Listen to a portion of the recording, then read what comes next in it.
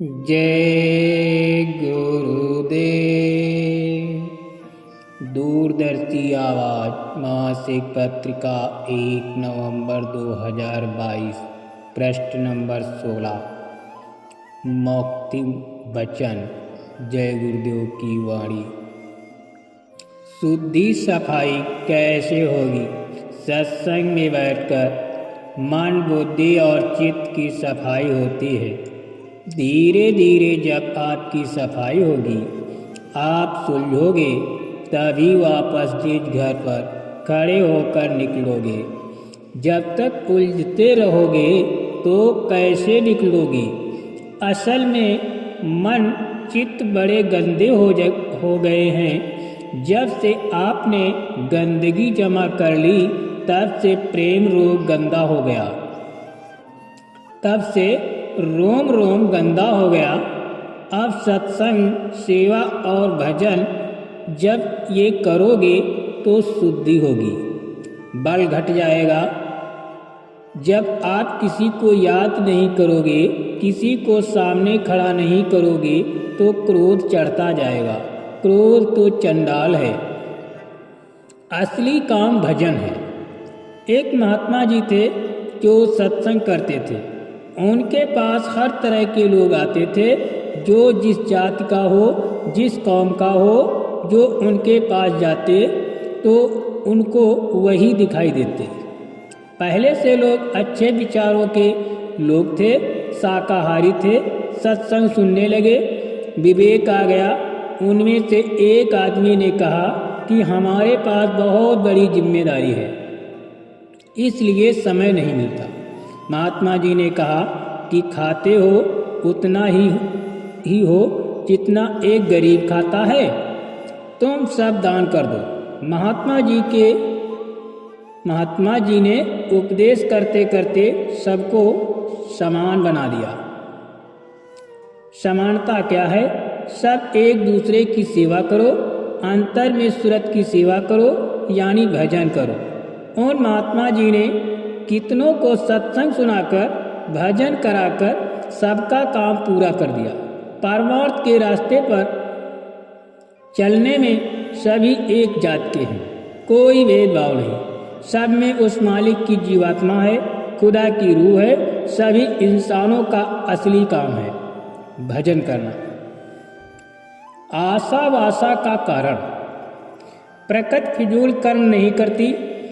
ये जीव को वही चोला देती है जिसमें रहकर वो जीव अपने पिछले जीवन की अपूर्ण आशाओं और इच्छाओं को सबसे अच्छी तरह से तृप्त कर सके। अगर मानव जीवन में ऐसी आशाएं और इच्छाएं उत्पन्न हुई हैं जो पशुओं जैसी हैं, तो उन इच्छाओं को सबसे अच्छी तरह से पूरी करने के लिए अगला जन्म निचली योनि में पशु का होता है। सबके भाव अलग अलग। तुम अपने को देखो, हमको देखो, और जो तुम्हें आदेश दिया जाए उसका पालन करो और भजन करो। तुम किसी को समझाते हो तो ठीक है, समझा लो, लेकिन अगर उस पर कोई असर नहीं हो तो चुप हो जाओ, उलझो मत। क्योंकि ये तो खुला मंच है, खुला दरबार है। उसमें हर तरह के लोग आएंगे। महात्मा सबको रखेंगे, क्योंकि वो तो आए ही इसलिए है। सबकी भावनाएं एक नहीं हो सकती, सबकी श्रद्धा एक नहीं हो सकती, सबका विश्वास एक नहीं हो सकता, सबकी भक्ति एक नहीं हो सकती। सब अपने अपने तरीके से आते हैं और महात्मा सबको समभाव में रखते हैं। उलझो मत। महात्माओं के पास हर तरह के लोग आते हैं, उन पर तरह तरह के जुल्म भी करते हैं, लेकिन महात्माओं के अंतर में किसी के लिए कोई गांठ नहीं होती। वो तो सब पर दया करते हैं, सबका कल्याण करते हैं, क्योंकि वो जानते हैं कि ये जो कर रहे हैं वो अनजाने में है। ये खुद नहीं जानते कि ये क्या कर रहे हैं, ये भूले हुए हैं। महात्माओं के पास ऐसा हमेशा होता चला आया और होता चला जाएगा।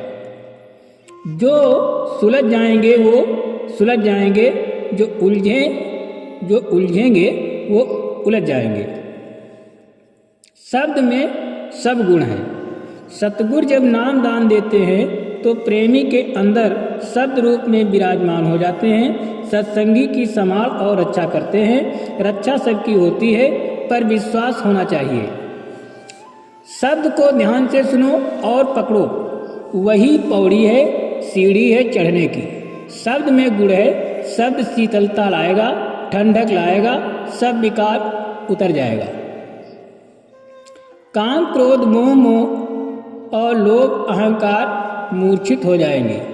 मन में विकार नहीं उठेंगे। शब्द बाहर से भी संभालेगा, अंदर से भी संभाल करेगा। शब्द साथी है, शब्द पकड़ोगे तो उधर उजाला है, चमकता है। शब्द को पकड़ोगे तो अमृत मिलेगा, क्योंकि उल्टा कुआं गगन में अमृत उसमें चूता है, यहाँ कोई अमृत नहीं है। शब्द में सब गुण है, प्रकाश है जो चमक रहा है। फिर उधर देखो तो खुदा है, ईश्वर है, गाड है, जो 3 लोक का नायक है। शब्द नहीं पकड़ोगे तो वो नहीं मिलेगा, वो नहीं दिखेंगे। शब्द की मणि रख लो तो फिर देखो उधर रास्ता है। इन्होंने इस रास्ते को बंद कर दिया जब से कर्मों का विधान बनाया, सबको उसमें फंसा लिया। जब तक विधान नहीं बना था तो पर्दा कहीं नहीं था, सबको रास्ता मालूम था। आओ जाओ, कोई रोक टोक नहीं, सीधे चले जाओ।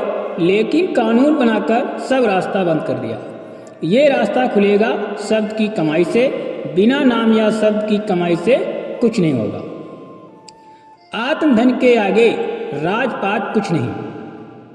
शब्द की चोट पड़ने पर ही मन वश में होता है। जब भोगों की तरफ से मन का उचाट हो गया तो मोह ममता मान अभिमान छल कपट झूठ फरेब बेईमानी सब चली गई। अब उसे चैन नहीं। जब वो नशा चढ़ता है तो यहाँ ये सब कुछ नहीं। बाजीराव पेशवा के भाई थे श्याम राव, उन्होंने सब कुछ त्याग दिया, राज छोड़कर चले गए। कहने का ये मतलब है कि जब वो आत्मधन मिल जाता है तो उसके आगे यहाँ के राजपाट धन दौलत सुख सुविधा कुछ नहीं। शब्द में मिठास है। गुरु कहते हैं कि शब्द में लय हो जा, उसमें बड़ी मिठास है। गोस्वामी जी ने कहा है कि मधुर मधुर गरजे घनघोरा, बाजे ताल मृदंग अनूपा। शरीर जड़ है, सूरज चेतन है। जड़ चेतन ही ग्रंथ पर गई। जब तक महात्मा नहीं मिलेंगे युक्ति कैसे मिलेगी। गुरु का काम करो, गुरु काम करेगा सूरज को ले जाने का, लेकर और ले जाकर वो बताएगा और दिखाएगा। चारों शरीरों में घेरे में सूरत पर्दे में आ गई। इस मनुष्य शरीर में नाम कमाई शब्द कमाई का विशेष ध्यान रखो। त्रिकुटी में गुरु बैठे हैं, महात्मा कहते हैं और महात्मा समझाते हैं कि जब जब साधन पर बैठो तो ये संकल्प करके बैठो कि हमें कुछ पाना है। आज बिना दया पाए नहीं उठूंगा। वही संकल्प आधार बन जाएगा। जब आधार ही नहीं मिलेगा तब तक कैसे मालूम होगा कि हम पर दया हो रही है। जब सूरत त्रिकुटी स्थान पर पहुंचेगी तो वहां गुरु बैठे मिलेंगे। सूरत वहां पहुंची तो तुरंत उल्टी हो गई। जब लगकर करने लगोगे तो घाट बन जाएगा और घाट बन जाता है। प्रेमी करते करते भजन में सुनने लगे हैं, कभी सुनते हैं कभी बंद हो जाता है। ऐसा होता है, कभी कभी गलती हो जाती है, किसी का मैल चढ़ जाता है तो पर्दा आ जाता है। सत्संग में यही सिखाया जाता है कि जो वचन सुने उसे याद करता रहे। जब वचन याद रखेंगे तो धोखा नहीं होगा। इसी बात की होशियारी सावधानी है कि दूसरों का पर्दा क्या जमा करना, अपना पर्दा साफ कर लीजिए। पदम पराग अगम पुरवासा, सूरत लाए जो चढ़े अखासा। गोस्वामी जी ने लिखा है और गोस्वामी जी ने कहा है कि कमाई कर लो, दया मिल रही है, जब दया मिले तो उसमें और उससे काम ले लो। अगर सोचो कि फिर काम ले लेंगे तो इसी में फंस गए। काम करना चाहिए, टालना नहीं चाहिए। जो टाल मटोल करते हैं उनका काम नहीं बन पाता। ये तन दुर्लभ तुमने पाया, कोट जन्म भटका जब खाया। संत पूरे परमार्थी होते हैं, परोपकार उनका दया धर्म है। जय गुरुदेव।